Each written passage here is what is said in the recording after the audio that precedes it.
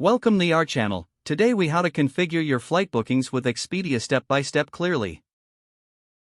Open your browser and navigate to the Expedia website.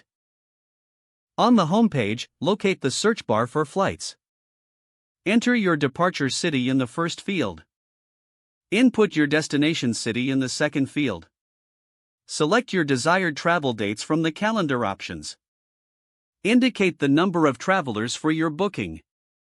Choose whether you want a round-trip or one-way flight. Click the search button to view available flights.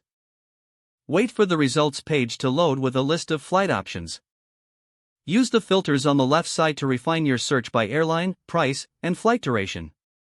Select a flight that suits your schedule and budget.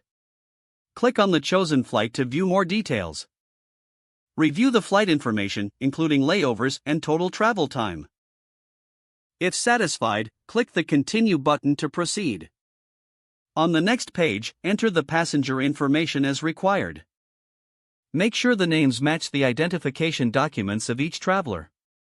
Choose any additional options, such as checked baggage or seat selection. Review the total cost displayed for your booking. Proceed to enter payment details, including credit card information. Confirm your booking by clicking the Final Confirmation button. Wait for the confirmation page to load, which will include your itinerary. Check your email for a confirmation message from Expedia. Keep this information for your records and future reference. If the page does not load, refresh the browser or try again in a private or incognito window. Make sure you are using the correct email address, then retype it carefully to avoid small typos. If your password is not accepted, use the reset option and create a new strong password you can remember.